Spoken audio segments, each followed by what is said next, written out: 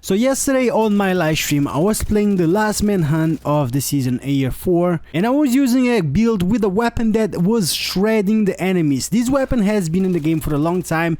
It is a very strong weapon, but some of you was surprised by the performance of this weapon and the build itself. Though it was shredding the enemies on control points and any activity. I complete the whole manhunt using this same build that I'm going to show you guys today on this video, with this weapon that has one of the strong talents. Right now, one thing that I was not surprised is the fact that a lot of you guys don't know about this weapon, because I feel like this weapon is an underdog, a very underrated weapon that some people do not use. And yeah, this weapon is strong.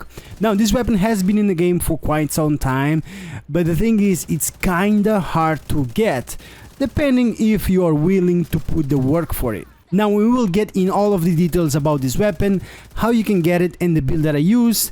So with that said, if you guys enjoyed this video, a like on it would be super appreciated. Subscribe for more Division 2 content, and yeah, let's get into this.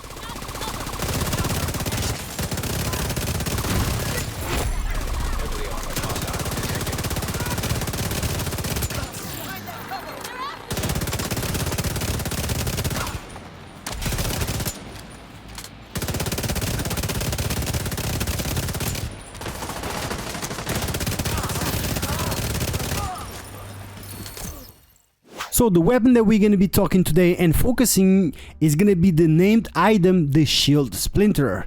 This is a named item that you can obtain by killing hunters in the Washington DC map, and the base version of this weapon is the F2000. So which means they both have the same exact stats. The RPM of this weapon is actually 850 RPM, but on this build specifically, I do have it on 978 because of 15% rate of fire that's gonna be applied to this weapon. The base magazine size of the Shield Splinterer is 30 on the magazine, same as the F2000, and with a mod we can get it up to 50 rounds on the magazine.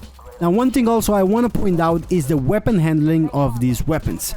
Both of them, the F2000 and the Shield Splinterer, they do have both a good accuracy and great stability. Okay, so these are the stats, and these will apply for both the Shield Splinterer and the base weapon, which is the F2000.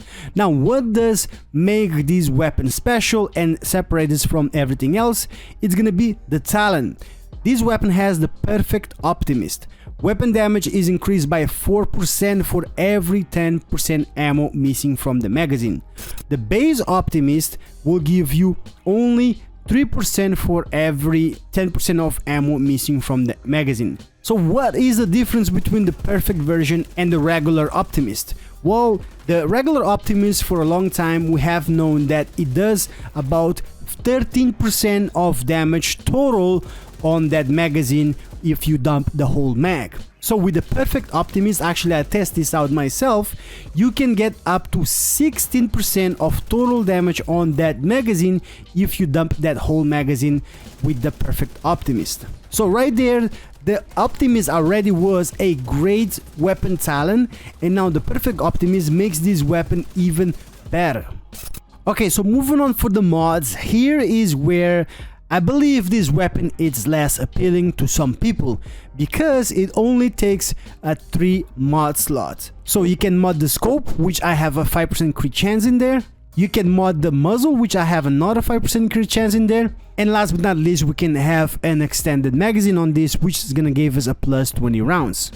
So the last thing that's missing is basically the underbarrel, and this weapon and also the F2000, they do not have a underbarrel mod slot. Now, as I mentioned, to obtain this weapon you need to complete the secret missions of getting the hunters of Washington DC. They are 12 total, and then once you find them you have to kill them and get all of the 12 masks of these hunters. As you get this mask, you will obtain also a key. Once you get all of these keys, which is a total of 12, you come in here on the base of operation. If you are new to the game, I'll show you where. You take a right over here, and right over here on this right side, this is the box that the Shield Splinter will be locked inside. So once you have those 12 keys of the hunters, you come in here, open this box, and the Shield Splinter will be unlocked. Okay, so the build that I have this weapon on is this build right here. This is the same build that I use for the whole manhunt activities that I did on my live stream yesterday, and if you guys want to check that out, I'll leave a link down in the description. You guys can see that this weapon and this build itself was shredding the enemies and, you know, helped me get through that on heroic difficulty by myself. So we have 4 striker gear set pieces in here on this build, which by equipping 2 pieces you gain 15% weapon handling, and by equipping 3 pieces you gain 15% rate of fire. And then by equipping a 4th piece of the striker we get the striker gamble talent. Basically it will increase our weapon damage by 0.65% per stacks up to 100 stacks. And once we have 100 stacks of the striker, that's basically 65% weapon damage to the build.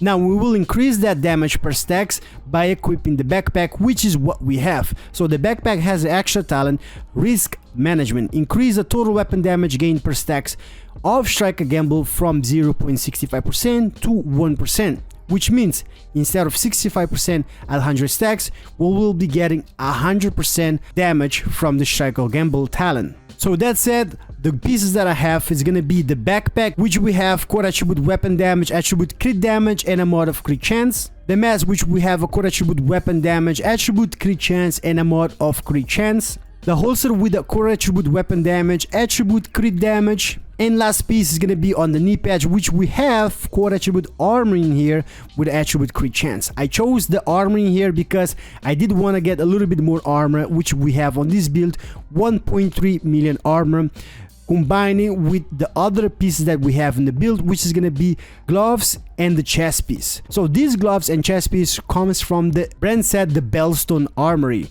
We have 2 of these equipped on the build, so we'll be getting 1% armor regen from these and 10% armor on kill. So on these gloves we have a core attribute armor with the attribute armor regen and also 12% crit damage. And then the second piece will be on the chest piece, which is gonna be about the same core attribute armor regen, and crit damage with a mod of crit chance. Now on this chest piece we have my favorite talent, Obliterated. Critical hits will increase your total weapon damage by 1% for 5 seconds, stacking up to 25 times, which means it's a total potential of 25% weapon damage. Now with all this armor, right, if you take a look at it, we have 1.3 million armor. That's going to be a total of 263,000 armor on kill and 23,000 armor regen. The armor regen doesn't sound like a lot, but it's something that's going to top off all of our armor when we get hit. And then the armor on kill, that's a pretty good amount. That's about 20%, which is a 10% from the Bellstone armor and a 10% from the gunner specialization. So speaking of specialization, we are using the gunner specialization. So this specialization is a very good specialization that I use a lot. We can get a 10% armor on kill. We can get a 5% rate of fire increase for 5 seconds after a kill. And also we have every third reload is 50% faster. So last thing we can take a look is the skills. This is nothing special. This is stuff that I usually use on all my builds. We have the striker drone and also the holographic distraction decoy.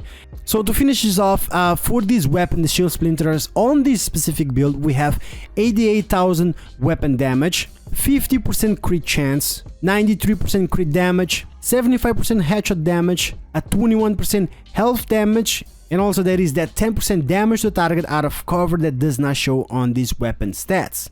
So yeah guys, that's the build that I use on my manhunt missions.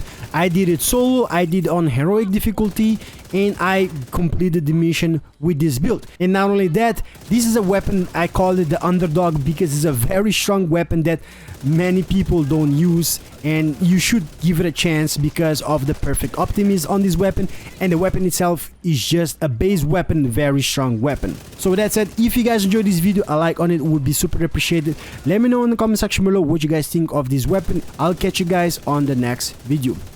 Take care everybody.